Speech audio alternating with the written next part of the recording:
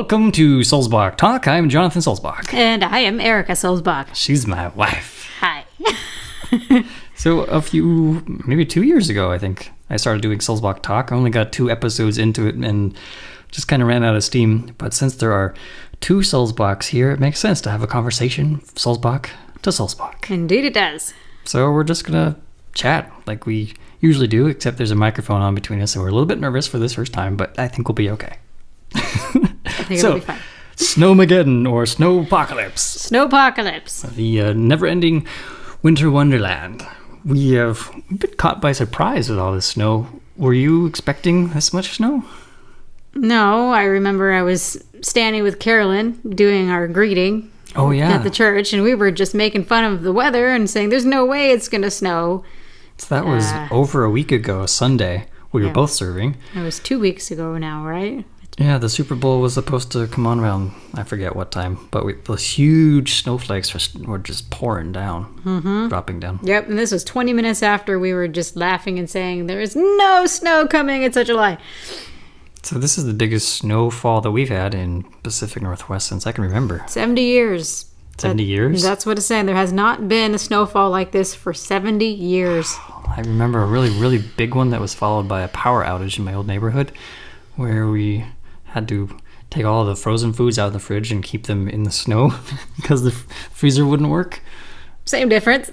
But yeah, we're caught by surprise, and I've not been into work for a couple of days now because the school district that I work for is closed. It's been lovely. I've had time to make pancakes and omelets. Yes. Today we woke up and said, let's do pancakes, and I said, let's do pancakes and podcast. And I said, yes. So that's what we're doing. So yeah, we've been out just a couple of times. We went out last night. Yeah. We went to, see. You got poked. Oh yes, as part of staving off the possibility of measles infection, I decided to get my MMR shot booster thingy. Measles, mumps, and rubella. So I got a nice poke under the arm in the subcutaneous layer. Yes, not into the muscle, but you couldn't find the muscle. Stop that! No, the nurse tried to put a Band-Aid on it, lost where the puncture site was. I remember he was saying, "I'm not sure where it is." So I started laughing later on because I pulled the Band-Aid off and I realized that the puncture is like an inch or so above where the Band-Aid was. So yeah, it means it couldn't have been that bad. No, I didn't feel any pain apart from the initial pain, which felt like somebody pinching skin between 2 fingernails and like not quite tearing the skin off, but it was painful for a moment. And then he was done, and put my pants back on. No, just kidding. He made it sound like it was going to be a lot worse. I know there was that form that they said. Oh, do I have that form? Oh, I don't know if I still have it. Let me see if I can find it. I think I have it in my pocket. Oh, you have it. There we go. These are just some of the wonderful risks associated with... Nope, I have it. I know I have it. I do. I have it. Hold on. Okay, well, while she's getting that, I will attempt to make sense of all of this. So when I was a baby, well, not a baby, when I was very, very young, I remember getting a shot in my rump. My sister and I both had shots in our rumps. I think we made a day of it, to be honest. That's all I remember, but I don't know what that was for, and I don't think I've had shots since then. Oh. Have you found it? This pocket. So, anyway, I have not been vaccinated for much of anything for most of my adult life, and they don't even have medical records on file for me. I don't exist. Ooh, here, okay. Here we go. Vaccine information. Measles, mumps, and rubella. Vaccine, what you need to know. Oh, some people should not get this vaccine. I'm not pregnant, so that's not a concern. Okay, here are some of the risks. Minor events, sore arm from the injection. That thankfully didn't happen. Fever, redness or rash at the injection site. Swelling of glands in the cheeks or neck. Do you want to read some of the moderate events? Seizure, jerking or staring? Interesting. I've been staring all morning. Jerking or staring, often associated with fever. Temporary pain and stiffness in the joints, mostly in teenage or adult women. This is very specific. Temporary low platelet count, which can cause unusual bleeding or bruising and rash all over body. All right. And now some of the severe events. Deafness, long-term seizures, coma or lowered consciousness, brain damage. So yeah, just had a moment of panic while I was reading those and thinking that although I've been relatively healthy all my life, this might be... This would do him in. This might be the silver bullet. Or the wooden stake. Not that I'm a werewolf or a vampire, but... Anyway, it all turned out well. The irony is that people used to be lining up, really wanting these vaccines, and these days people want choice. They don't want the vaccines. And now measles is back. It's back, baby! But reading the side effects, I can understand some of the concern. So we decided to walk to the Everett Clinic. Is that where we walked to? Yeah. It was, what, a mile and a half to get there? Yeah, about that. And so we were trudging through at least a good foot of snow. It was trampled down in some places. It wasn't quite that bad. But it was continually snowing. And we have some pictures. I'll share those on the website and maybe in the video if I make a video version of this. But by the time we got there, we were soaked. You had that outer coat that was soaked. And the patch of hair in front of my head that sticks out from my hood. What we've really learned is that we are woefully underprepared for winter weather. Our wardrobe is atrocious. Would you confirm or deny this? Yes, I confirm. I'm walking around in tennis shoes, having water seep into my socks. It's been great. It's not just us, though. It's everybody who has no idea how to deal with this weather. We're just now, after 2 weeks, having a snowplow come through. Oh, congratulations, us. There was a kind gentleman at the clinic who offered to give us a ride back home, but since we lived so close, it felt kind of silly. Plus, we were hungry, and we decided to go get lunch. But anyway, for those folks who don't know what we're talking about, we've been hit with record snowfall, and we thought we would talk about how do you cope on snow days when you're mostly stuck inside, and just share what we've been doing. We made pancakes this morning. You gorge yourself on food. You gain at least 15 pounds. It's a rule. You make sure you have food to gorge yourself on. Oh, we were in dire straits last week. We had 2 eggs and a box of noodles. That was literally all. We had some frozen broccoli too, I think. But yeah, we were down to noodles and our soy sauce alternative, whatever that's made out of. Cocoa. No. Is it real soy aminos? Soy aminos? It's liquid aminos. I forget. So it's a soy product. These gluten-free, really tasty gluten-free spaghetti noodles with some soy sauce. Diarrhea in a bottle. You did have diarrhea after that. Sorry for sharing a little too much, but we're married and we share everything. Yep. Yeah. He even took a taste of his gum, chewing on it, and he decided to swap his with mine, and we continued chewing, and then we swapped back. You see, that's how close we are. We found that chewing gum is a really great way to help us with our nervous tics. I tend to pluck beard hairs, and Erica seems to nibble on her fingers. I chew all the skin off. Yeah, so we figured... Putting it not lightly. Why don't we chew on gum instead? That also causes diarrhea, though, I found. Oh. When you're stuck indoors. Diarrhea. So we've actually been watching a fair bit of Stargate Atlantis, or rewatching Stargate Atlantis. Maybe it's because we're surrounded by frozen water and we're relating to Atlantis expedition being surrounded by water. I don't know. But we've been doing that, and we've been playing video games. I know you've got a video project you've been trying to work on. Yeah, Nintendo is finally going to release their Direct tomorrow about what's upcoming, and so I figure why not release a giveaway video to be right in the tailwind of that launch. That's a good idea. We've been expecting that Nintendo Direct for months now. There are all these clickbaity articles for the past month and a half, people saying, Nintendo Direct, we're pretty sure it's coming out this week. And it didn't come out this week. We're pretty sure it's coming out next week. And the same clickbaity sites, of course, today, once that news broke. Hey, guess what? Confirmed! It's tomorrow! Like, congratulations. It's like the weatherman going outside and saying, I predict snow because it's snowing. Mm-hmm. I really didn't believe that we'd be getting this much snow.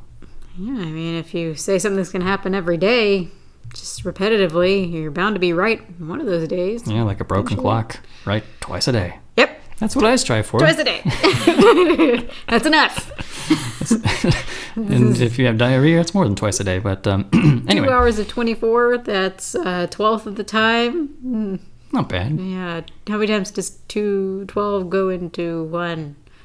Fractionally. It's 112. 112. Okay, fractionally. Not fractionally, decimally. Even I can do that sort of math. Oh, no, hold on. 1 divided by 12 times 100 means that's 8% of the time you're correct. It's not a very good percentage. Yeah, that's below an F. Okay, moving on. Failure. So I've been reaching out to eBay to build up a collection of, well, this is related to video games for those who play video games, but a number of years ago, Sony had the PlayStation Portable quite a few years ago, and I completely skipped out on the PSP. But now that I have some disposable income, I've been buying up a handful of PSP games. Have you been buying any games lately? Or just wish listing? I don't think so. No, I got Yoshi's Island for the Game Boy Advance. I also got 2 DS games, Super Mario DS and Final Fantasy 3 DS. Then I recently got the digital download of Rayman. Oh, that's true. That's pretty fun multiplayer. We should try that some more. So that's 4 games I've gotten lately. Oh, and I got not Final Fantasy. I keep saying Final Fantasy. What is it? Kingdom Hearts for the PSP. That's nice. 5 games. That is plenty. Yeah, that is plenty. I started a video game master list to keep a record or an inventory of all the games that I own. It started as a short list of games that I had completed, and then I thought, why not just list every game we've got between the two of us? It's pretty embarrassing. I have over 145 entries now, and I've completed maybe... I've completed most of the Zelda games, but it's a woefully low amount. But we're building up a library. Yeah, a library. I've completed 2.5. So that when we're snowed in like this, we can go to the library, play some games, and enjoy ourselves. It's like being a kid. You probably didn't have any snow days growing up in California. We had one hail day, and the entire town freaked out. Were they big hail clods or? No, they were less than the size of your thumbnail. Really? Well, I think it could still do some damage depending on the size of your thumbnail. So I remember we were rolling around in the hail thinking that was snow. It was the most desperate, sad thing. Kids never getting to see a snow day in California. But yeah, they just, maybe for the sake of it, they called off school that day. I think they did it just for the kids to feel like we had a snow day. See, growing up as a homeschool student, because the outdoor weather didn't really have any impact on whether or not we could do school, we didn't quite have snow days. We would finish up our work early when it was snowing and go out and play with the other kids. Every day was kind of like that for us, though. We would finish early and go out and play. So. Yeah, that's not how my life was. But when we had snow days, we were forlorn because we still had to do school. But, always pros and always cons. Yeah. Meanwhile, we were in school from 8 a.m. till 3 p.m. every day, and then went home and did at least 5 hours of homework. Wow. That's ridiculous. See, we did our homework at home as school. We didn't have to learn and then learn some more. John had a childhood. I had a childhood filled with all kinds of wastes of time that... in a way, right now, feels a little bit like childhood because we're cooped up inside. All we have at our disposal are games and delicious food. I mean, woe is us, right?